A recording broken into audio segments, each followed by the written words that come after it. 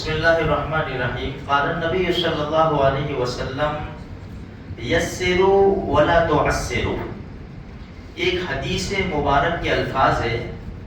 اللہ کے رسول صلی اللہ علیہ وسلم اس میں ارشاد فرماتے ہیں آسانیاں پیدا کرو، سختی پیدا مت کرو. آگے دوسرے کے الفاظ ہے بشروا ولا تنفروا. لوگوں کو خوشخبری سناؤ، متنفر مت کرو. اب یسروا ولا تعسروا، جب یمن بھیجا معاذ رضی اللہ تعالیٰ عنہ کو، ان کو بھی یہی نصیحت فرمائی تھی.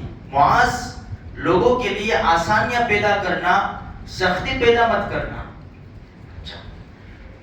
اب دیکھو ہمارے معاشرے کے اندر ایک چیز ہم اٹھاوے کھالی، ایک قرض. آج بہت بڑا طبقہ قرض میں مبتلا ہے. اس میں بھول بھی ہماری ہوتی ہے، بعض مرتبہ کچھ حالات ساتھ نہیں دیتے، بیماری وغیرہ کچھ آ گئی، اس میں قرض لیا. بعض مرتبہ کیا ہوتا ہے کہ ہماری آمدنی، ہماری انکم اتنی ہے، ہمیں اس میں چلانا ہے، لیکن کچھ امیدیں بڑھ جاتی ہے ہماری، کچھ شادی کے معاملے میں ہماری خواہشات بڑھ جاتی ہے، کچھ گاڑی بنگلوں کے بارے میں ہماری خواہشات بڑھ جاتی ہے، تو پھر ہم لوٹ لیتے، پھر انسان قرض میں مبتلا ہو جاتا ہے. دونوں طرف ہے، مجبوری بھی ہے اور خواہشات بھی ہے. تو قرض اللہ حفاظت فرماوے، اس سے اچھی چیز نہیں ہے میرے بھائیو. یہ کس کے لیے؟ جو دینے کی فکر کرتا ہے اس کے لیے. حدیث میں بھی ہے، اگر کسی نے، اللہ کے رسول صلی اللہ علیہ وسلم ارشاد فرماتے ہیں اگر کسی نے قرض لیا، دینے کی نیت سے لیا، اللہ اس کی مدد فرماتے ہیں، اس کے لیے انتظام کرتے ہیں، راستے کھولتے ہیں. اور اگر کسی نے قرض لیا، دینے کی نیت ہی نہیں تھی، تو حدیث کے الفاظ سے اللہ اس کو برباد کر دیتا ہے. اب بعض مرتبہ حالات کچھ ایسے ہوتے ہیں کہ انسان بعض مرتبہ مجبور ہو جاتا ہے. اب اصل میں کیا ہے، تمیز نہیں کر سکتے کہ کون سچا ہے کون جھوٹا ہے. اسی لیے اب لوگ ایک دوسرے کو قرض دینے سے بھی گریز کرتے ہیں، بھاگتے ہیں. کیوں؟ حالات ایسے ہو گئے ہیں. بیچارہ اچھا آدمی مر جاتا ہے اس میں، کسی نے لیا نہیں دیا، ابھی آدمی نیت کر لیتا ہے کسی کو بھی نہیں دوں گا تو کوئی بھی ہونے، تو اچھا آدمی بھی بیچارہ پیسا جاتا ہے. خیر، حدیث میں بخاری شریف کی روایت ہے. دیکھو کبھی مجبوری ہو تو تھوڑا سا آگے پیچھے کر لینے کا بہت بڑا ثواب ہے. بخاری شریف کی روایت ہے، اللہ کے رسول صلی اللہ علیہ وسلم ارشاد فرماتے ہیں ایک آدمی کو پوچھا گیا تیرے پاس کوئی نیکی ہے؟ اندازہ لگاؤ گنہگار آدمی ہوگا، اس کو ایسا پوچھا گیا تیرے پاس کوئی نیکی ہے؟ نیکی کے بارے میں پوچھا گیا، تو اس کا کیا مطلب نہیں ہوگی نیکیاں، کوئی نیکی ہے؟ تو اس نے کہا کہ ایک نیکی ہے میرے پاس. کیا ہے؟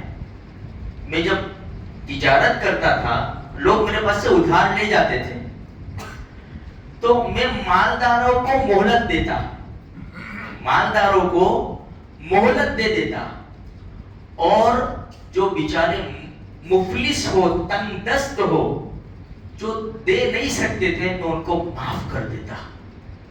بس اللہ کے رسول فرماتے اسی کی وجہ سے اس کی بخشش ہو گئی، اسی کی وجہ سے بخشش ہو گئی. دیکھو جابر رضی اللہ تعالیٰ عنہ فرماتے ہیں میرے والد محترم عبداللہ رضی اللہ تعالیٰ عنہ غزوہ احد میں شہید ہو گئے. اب جیسے شہید ہوئے کچھ دن بھی نہیں گزرے تھے کہ قرض خواہ آ گئے.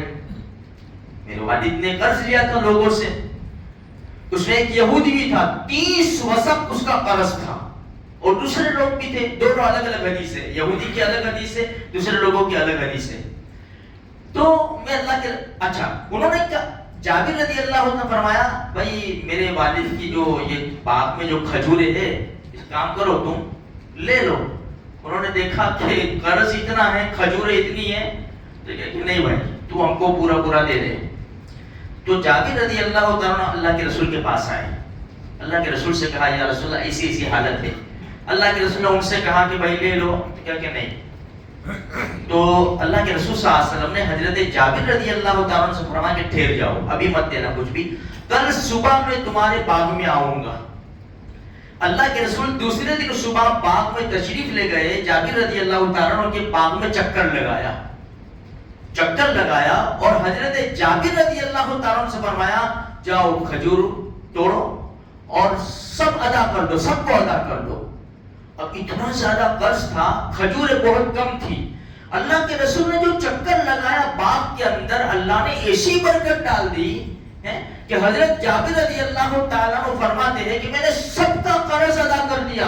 اس کے بعد 17 وسق کھجوریں بچی، بہت بڑی تعداد میں کھجوریں بچی. میں اللہ کے رسول کے پاس آیا، یا رسول اللہ صلی اللہ علیہ وسلم دیکھو ایسا اس سے اللہ نے برکت ڈال دی ہے. اللہ کے رسول نے فرمایا خطاب کے بیٹے سے کہو یہ بات، عمر ابن خطاب سے کہو. تو جابر رضی اللہ تعالیٰ عنہ عمر ابن خطاب کے پاس گئے اور یہ پورا واقعہ سنایا. تو عمر رضی اللہ تعالیٰ عنہ فرماتے ہیں میں تو اسی وقت سمجھ گیا تھا جب اللہ کے رسول باغ میں چکر لگائے رہے تھے، اسی وقت سمجھ گیا تھا کہ تیرا تو کام بن گیا. تو میرے بھائیو خیر، تو اللہ کے رسول کی برکت بھی ہے، اور اگر اللہ نے ہم کو سہولت دی ہے تو تھوڑا سا آگے پیچھے کر کے معاملہ کر کے تھوڑا سا جھگڑا وغیرہ کچھ نہیں کرنے کا. اللہ کے رسول سے بھی کسی نے سختی کی تھی، صحابہ نے فرمایا کہ وہ ایک دم غصے ہوئے، اللہ کے رسول نے فرمایا کہ چھوڑو بھائی، اس کا حق ہے. وہ یہودی کا بھی قصہ حضرت ان کا بھی مشہور ہے واقعہ ہے. تو خیر کہنے کا مطلب یہ ہے کہ چلو بھائی اگر کوئی کسی نے ہم نے کسی سے کچھ لیا، وقت پر نہیں دے سکے، اس نے 2-4 الفاظ بول دیے، سن لو، کوئی حرج کی بات نہیں ہے. حدیث سے ثابت ہے، یہ حدیث سے ہم کوئی چھوٹے باپ کے نہیں ہو جائیں گے، حدیث کے اوپر عمل ہو جائے گا. بس خیر کہنے کا مقصد یہ ہے کہ اللہ تبارک و تعالیٰ ساری اسی باتوں سے ہماری حفاظت فرماوے. اللہ کسی کا محتاج نہ بناوے، ہر قسم کے حرام سے اللہ حفاظت فرماوے، اور حلال اور پاکیزہ سکون والی روزی کی دولت سے اللہ پاک ہمیں مالا مال فرماوے.